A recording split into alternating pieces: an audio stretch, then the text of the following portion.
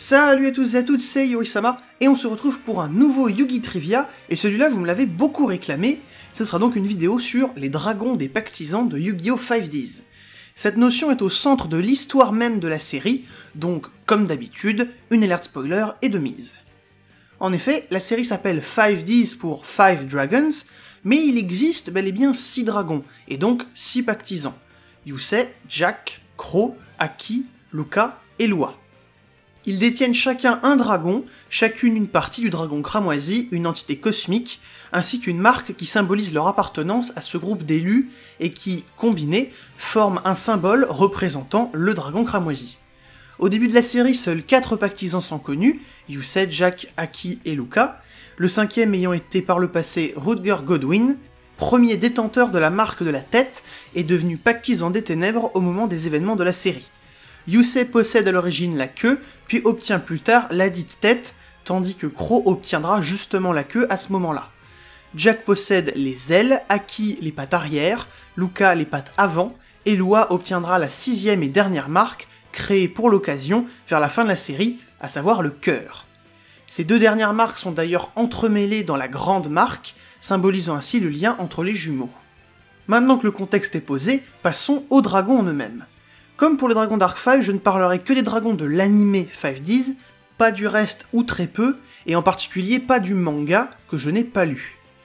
Dans la série, nous avons donc le dragon poussière d'étoile de Yusei, le dragon rouge arc-démon de Jack, le dragon aile sombre de Crow, le dragon rose-noir d'Aki, le dragon ancien féerique de Luca, et le dragon de vitalité de Lua. Beaucoup de rumeurs circulent, et on connaît pas toujours la vérité complète, mais la raison pour laquelle il y aurait 6 dragons et non 5, serait lié à la popularité du deck de Crow, à savoir Aile Noire. Il aurait été à la base prévu pour être le dernier pactisan des ténèbres, le boss final de cet arc, tandis que Lua aurait obtenu son dragon. Et en effet, dans les premiers flashbacks, c'est bien le dragon de Lua qu'on voit dans les anciennes batailles, et c'est que par la suite, quand on passera à des batailles encore plus anciennes, qu'on verra non pas le dragon de vitalité, mais bel et bien le dragon Aile Sombre. Et en effet, le dragon de vitalité, on le voit dès l'ending 2 de la série, soit environ 120 épisodes avant sa première apparition. Et tout ça parce que du coup, Crow a manifestement été un peu forcé de rejoindre le cast principal, ce qui n'était pas prévu à l'origine. Et en effet, c'est très tôt qu'on découvre que Lua détient le dragon électromécanique, une version downgradée de son dragon de vitalité, et d'ailleurs on appuie justement sur cette ressemblance quand Luca fait son rêve et l'aperçoit dans les anciennes batailles. D'ailleurs, du coup, pour Crow, eh bien, il n'aura son dragon qu'une trentaine d'épisodes après être devenu officiellement un pactisan. Et tant qu'à faire, du coup, on va commencer par le dragon de Lua, et plus généralement par les dragons sur lesquels il y a le moins à dire, pour finir par ceux de Jack et Yusei. Le dragon de vitalité, donc, a la particularité d'être le seul synthoniseur parmi ces dragons, mais également a, comme le dragon ancien féerique, un effet qui tourne autour d'un type de magie spécifique. Alors ça s'explique par le fait que ces deux personnages n'ont fait qu'un seul Riding Duel durant toute la série, et n'ont pas eu à jouer avec des speed spells en guise de magie. Et enchaînons donc directement sur le dragon de Luca, considéré comme le dragon défensif du groupe, logique quand on voit que c'est celui qui a le moins d'attaque, mais le plus de défense. Et bien qu'affaibli en Riding Duel, sa capacité à détruire une magie de terrain en faisait une arme fatale contre les esprits de la Terre immortelle, leurs rivaux dans la série. C'est d'ailleurs le seul dragon à avoir été en possession des pactisans des ténèbres pendant un temps, avant que Luca ne le récupère. Et c'est le seul dragon à être officiellement genré, c'est une fille. Et en parlant de filles, enfin plutôt de femmes, penchons-nous sur le dragon d'Aki. Le dragon rose-noir représente le statut de son utilisatrice au début de la série, orienté donc sur la destruction totale, aussi bien de ses adversaires que de ses proches. Comme vous pouvez le constater, les dragons des filles sont de niveau 7, tandis que ceux des hommes sont de niveau 8. Alors ceci dit, il n'y a que les dragons de la jante féminine qui se sont retrouvés sur la banlist, avec Rose Noire limité un temps seulement, donc du 1er septembre 2009 au 1er septembre 2010, et le dragon féerique banni depuis la banlist du 21 mai 2018. Le prochain dragon sur la liste est celui de Crow, dont le nom n'est pas sans rappeler son archétype, Aile Noire. C'est d'autant plus évident en VO, où les deux se prononcent Black Feather, mais ne s'écrivent pas pareil, donc le dragon ne fait bel et bien pas partie de cet archétype.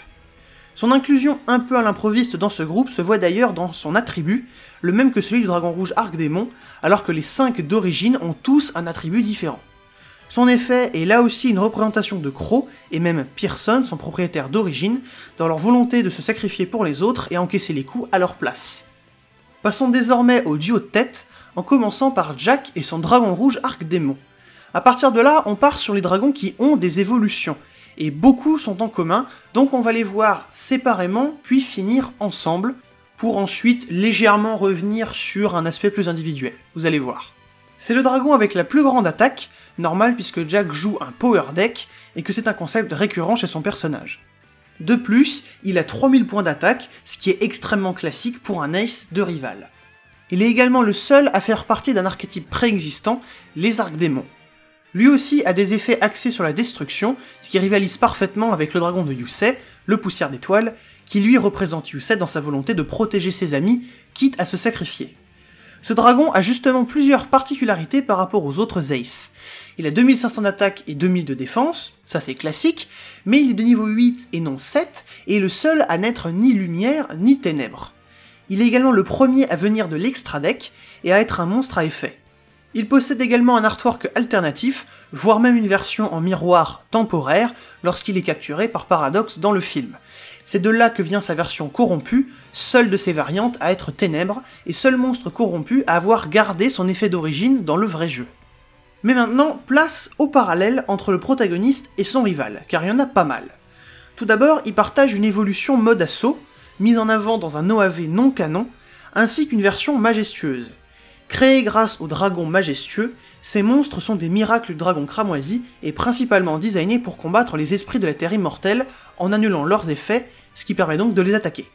Le dragon majestueux apparaît sur le deck du joueur en question lorsque toutes les marques convergent vers lui. Et ces deux synchros ont d'ailleurs été créés sur le même principe, avec une défense supérieure de 1000 à celle du dragon de base, et une attaque égale à 2800 plus 40% de l'attaque du dragon de base. Suite à cela, les deux sont partis dans des directions opposées mais ont tout de même évolué pour combattre les Mechlords. Le dragon étoile filante sera créé via le Clear Mind, un état d'esprit qui permet de contrôler l'énergie d'Eddie Will, le momentum, et donc l'Axel synchro, tandis que le dragon Nova rouge naîtra de la Burning Soul et de la double syntonisation. La Burning Soul est justement un pouvoir spécial du dragon cramoisi octroyé à certains pactisans, donc en l'occurrence Jack, et le pactisan légendaire, représenté sur une carte qui est sortie il y a pas longtemps en OCG. Ces deux monstres sont donc des évolutions de l'invocation synchro de base, et les états d'esprit nécessaires à leur réalisation sont considérés comme des concepts opposés, mais complémentaires. Une opposition qu'on retrouve jusque dans les artworks, opposés comme pour les formes de base, dans leur première apparition, Riding Duel pour Yusei, Master Duel pour Jack, mais aussi dans les effets. En effet, le monstre de Yusei regarde les syntoniseurs du deck, donc symboliquement l'avenir, tandis que Jack regarde les syntoniseurs du cimetière, le passé. Leurs créations sont également liées à ça, car le Nova Rouge est créé à partir du dragon rouge Arc-Démon et du démon Scarred Nova, le plus ancien des esprits de la Terre immortelle, d'où le nom original d'ailleurs du dragon, Scarred Nova Dragon, tandis que le dragon étoile filante est donné à Yusei par Zone, un humain venu du futur et considéré lui aussi comme un dieu. L'un vient donc d'un dieu du passé, l'autre d'un dieu du futur. D'ailleurs, on a récemment eu des nouvelles cartes rappelant leurs origines. On en a une pour le deck de Jack, qui rappelle donc le serviteur de Scarred Nova, que Jack a affronté la première fois qu'il a invoqué son dragon, et un synchro hybride entre étoile filante et l'archétype TG, appartenant à Antinomy, celui qui a appris à Yusei l'existence de l'Axel synchro. Les dragons ont d'ailleurs tous deux eu droit à des versions downgradées, avec le dragon monteur filant et le dragon ascendant rouge. Ils partagent ceci dit un effet d'annulation d'attaque similaire, ainsi qu'une nécessité d'avoir 3 syntoniseurs pour les invoquer. Donc pour l'étoile filante, ce sera un pour chaque synchro, et puis le synchro syntoniseur en lui-même. Et du côté du dragon rouge Arc-Démon, on en a donc un pour l'invoquer lui, plus 2 autres pour le faire évoluer en Nova Rouge. Ils sont également sortis tous les deux dans le même booster, comme leur forme de base en leur temps. Et dernière trivia pour la route, le Nova Rouge demande 3 monstres pour être invoqués, comme beaucoup d'évolutions de rivaux, que ce soit le dragon ultime aux yeux bleus ou encore le néo-dragon Photon.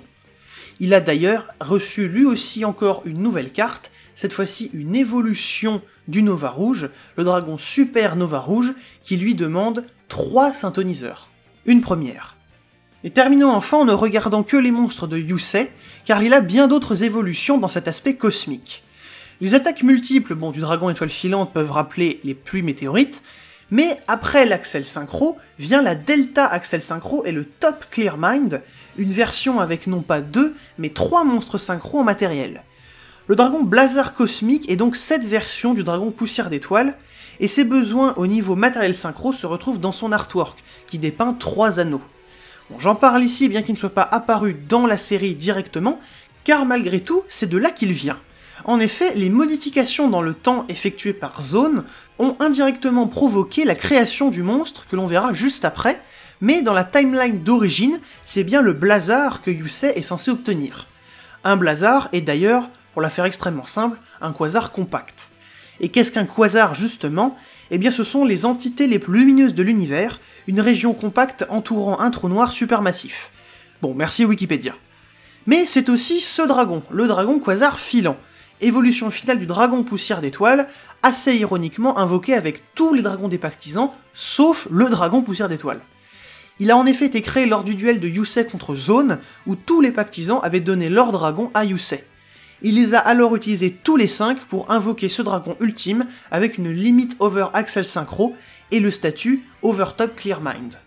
Les 6 anneaux de couleurs différentes sur son artwork représentent ainsi les 6 dragons des pactisans, les liens de la Team 5Ds. La carte Pouvoir hors limite est d'ailleurs complètement inspirée de sa scène d'invocation. Pour finir, j'aimerais souligner l'élégance avec laquelle les évolutions du dragon poussière d'étoile ont été réalisées à mon sens, notamment au niveau des effets, qui sont tous des continuations logiques des versions antérieures. Du très bon boulot. Et voilà, c'est tout pour ce Yu-Gi Trivia. Vous me l'aviez beaucoup réclamé, alors j'espère qu'il vous a plu. N'hésitez pas à me faire parvenir vos envies pour les prochains, et en attendant, je vous dis salut les gens!